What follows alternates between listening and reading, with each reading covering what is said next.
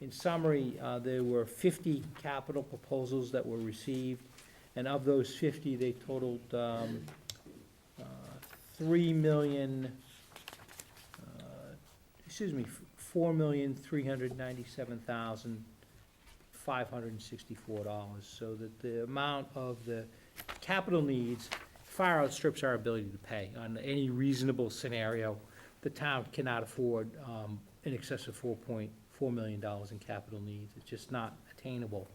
So that is where I get involved with the finance department in providing a recommendation in terms of items that I think are reasonable, things that we can afford, and issues that I believe are critical in terms of costs going forward. And what I've suggested this evening is that we have $1.1 million in capital improvement requests.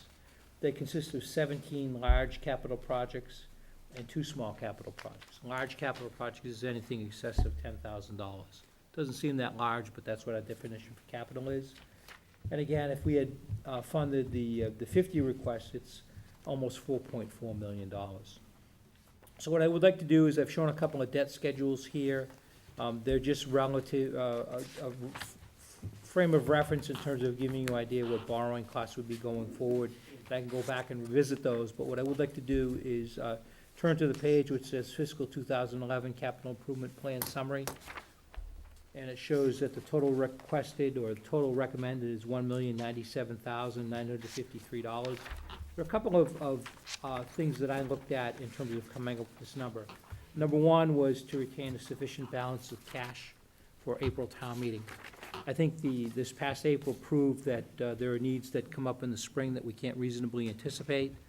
There's the threat of litigation, there's a threat of a severe winter, there's issues related to rising energy costs and such, that we really need to make sure that we leave town meeting in October with a substantial reserve. Now, the amount that's retained, based upon the numbers that you see here, would not be $470,000. That was an older number. It's actually $522,417. And so in addition to the potential risks that are out there, we also run a risk of reductions in state aid. It's realistic. We've heard about it for a long time. We always hope that it doesn't happen. But I think that that's an additional item that we need to look at going forward, and reserving an amount of money for the April town meeting. So again, the amount held in reserve or unspent free cash would be $522,417. I'm sorry, can you say that again? $522,417. Thank you.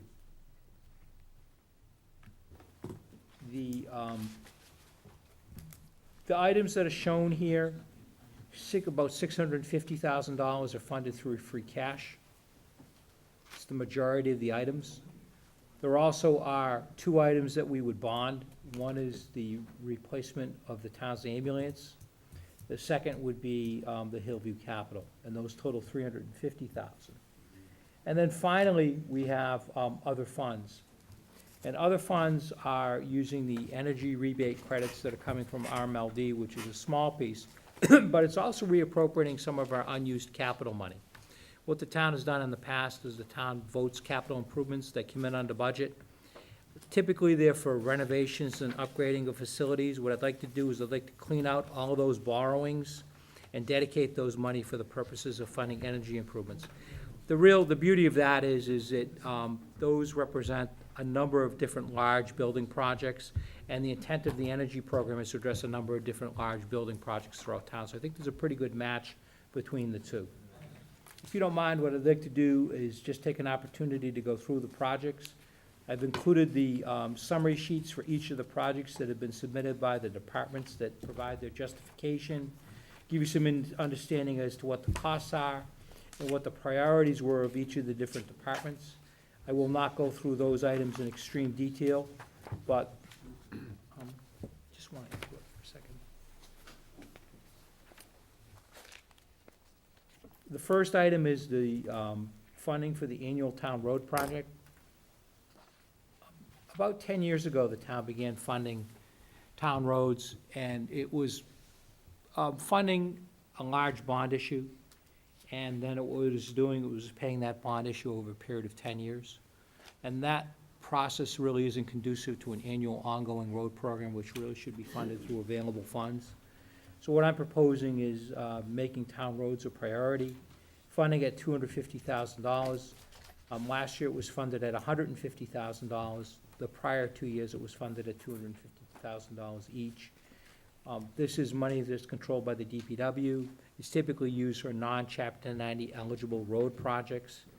It's all of those road and subdivision projects that you hear about throughout town that we need to provide supplemental funding for. The next item is cruiser replacements. A year ago, we replaced 2 cruisers. These are the marked vehicles in the department. We need to provide a dedicated source of money to maintain those vehicles and make sure that they're rotated out of the circulation on a regular basis. We sometimes go back and forth as to whether this is a budget item or a capital item. Clearly, in this instance, I feel that it's capital, although it is a regularly occurring capital cost. The estimate you see here from the chief of police is that he's estimating that it's $23,102 per vehicle. There's also an amount that's shown in here for related equipment. There will be 2 vehicles that would be scheduled to be traded in, a 2007 Crown Victoria Car 21 and Car 23, which is also a Crown Victoria, both of which have fairly substantial road miles and ungodly numbers relating to idling time, which is important. So that is that proposal. Next is the town ambulance. Rick, can I ask a question? Sorry. Of course. Just because this is my first time ever seeing this and my first time ever going through this. So I'm very green, so I just need to make sure I Okay. understand a little bit of the process. Okay, So this sheet here, these requests that came in, yes, so the chief asked for 4 items and you gave him 3 out of his 4. Is that how I read that? I'm gonna back up.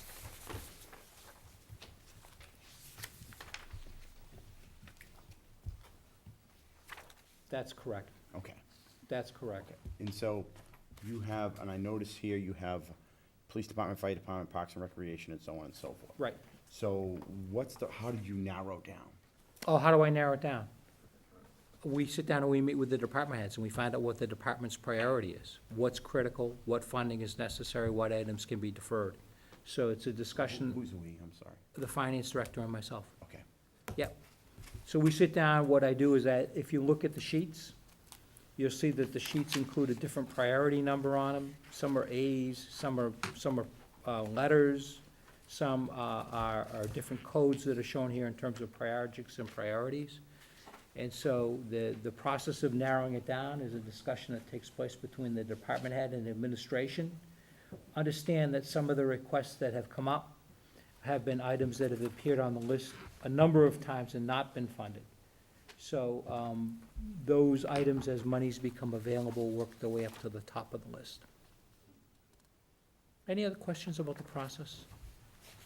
I'm sorry, where's the prioritization numerical? If you look at the sheets that are submitted by the department heads, the backup, Yep. you'll see in the upper right-hand corner, there's a note that says priority. Nope. Priority A. Priority A, priority ones, project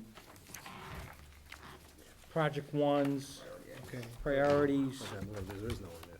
I know, there's none on that one. Yeah, there's none. There's this one. Okay, yeah, I was I'm looking sorry. at the ambulance one, there isn't one, so, okay, that's why I said You no. mean project 1 is priority 1? No, Depends on the department. That's the Some use departmental- letters, Some use, That's the departmental's priority. It does not represent my priority, it represents merely where they see it Yeah. should be slotted. I understand Yeah. that. Yeah. okay. Okay. Yes. My understanding is the ambulance, new ambulances have been paid for with the ambulance funds. Right. Could I understand why we're bonding it this year and not using ambulance funds for it? Because I don't believe that the ambulance fund has a sufficient balance to pay cash for the ambulance as we stand today. Well, how much is it in ambulance? You're asking me a question that I don't have, Abby. I will get you that information if you desire it, but I do not have it available at this time. Question on the police cars? Go ahead.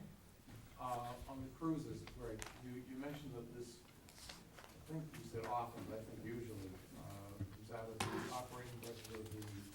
police department for marked cruisers and the unmarked cars, as they go along their life, come out of the capital budget.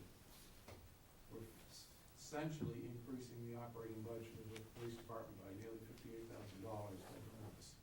No, this is proposed to be funded out of the capital plan, Don. I understand that, but it's normally funded out of the operating budget. I think we've seen it done both ways in the past, depending upon what monies are available. I think we've seen it done both ways, Don. We've seen it included in the budget, and we've seen it included in the capital plan. My recollection is that, maybe it has been both, but my recollection is it's been in the operating budget. And I thought we made a distinction between the vehicles based upon their useful lives, recognizing that the cruisers have a shorter useful life than the unmarked cars. And that was the distinction for capital or operating. I'm proposing, you guys can do what you want, but I'm proposing that it be funded in this manner. You're welcome to accept that recommendation or reject that recommendation. I think what we did, at least this year, in the operating budget, we didn't include the cruisers and talked about, back last for April or June, to propose these because we wanted to keep up the fleet, maintaining the fleet, the purchase of it and the rotation of the stock. And when it came to the operating budget, there wasn't enough wiggle room, so it goes to the capital. And we have done it both ways over the years, but, by the way, we still need to maintain the fleet, we need to keep an ongoing rotating of the stock, otherwise we get into increased repairs and breakdown and maintenance and cruisers off the road. And we did that, we skipped that for a year or two and got ourselves in a pickle. So, I think it's important that we maintain the fleet. And I don't disagree that, sometimes in the operating budget, I'm not objecting to rotating the fleet, Right. really, just Yeah, how it's a it's question. funded. Right, yep. And whether or not we're taking it out of the operating budget now. Mhm.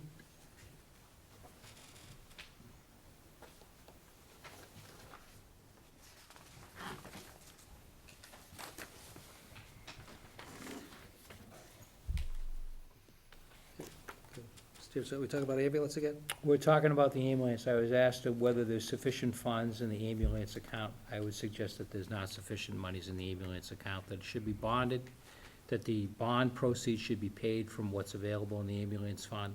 That amount should be appropriated and used to offset the debt service for that particular account. Okay.